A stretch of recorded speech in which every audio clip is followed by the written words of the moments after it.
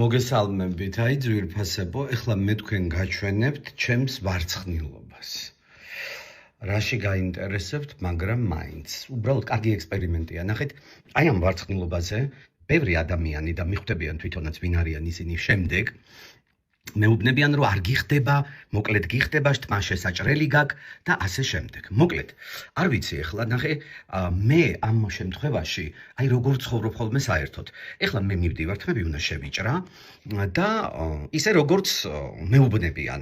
და აი მაინტერესებს მერე თქვენ შეაფასეთ შეჭრილი თმა და აი ეს ვარცხნილობა, რომელი ჯობია, როგორ უნდა დაიჯეროს სხვისი რჩევის და საერთოდ დაიჯეროთ თუ არა. იმიტომ რომ ძალიან ხშირია ეს გიხდება, ეს არ გიხდება, ამ დროს შენ კომფორტულად ხარ, ბედნიერად გრძნობ თავს, მაგრამ იმ ვიღაცას ეს არ მოწონს. მე მაგას არ ჩაბიცავდი, მე ესეთმები არ მექნებოდა და ამ ვიდეოს მივაბავ მერე როგორი ვარცხნილობა მექნება. მოკლედ, რა სერიოზულ თემაზე მოგმართეთ, აბა თქვენ იცით, როგორ გულდასმით შეაფასებთ ამას ყველაფერს. რაში გადის ცხოვრება. კარგით.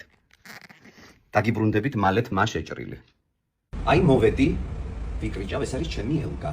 30 წელი, არ უნდა თქვა ასაკი ხوار, არ უნდა თქვა 30 წელი მთელი ცხოვრება. ელგა, რა მაინტერესებს იცი? როგორ მიხდება მე თმები, გრძლად თუ მოკლედ?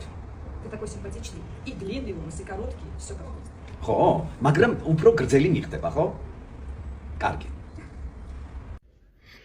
აი, შევიჭერით თმები. ნახეთ, რას ვკავარ. და მითხარით, აი, რომელი ჯობია.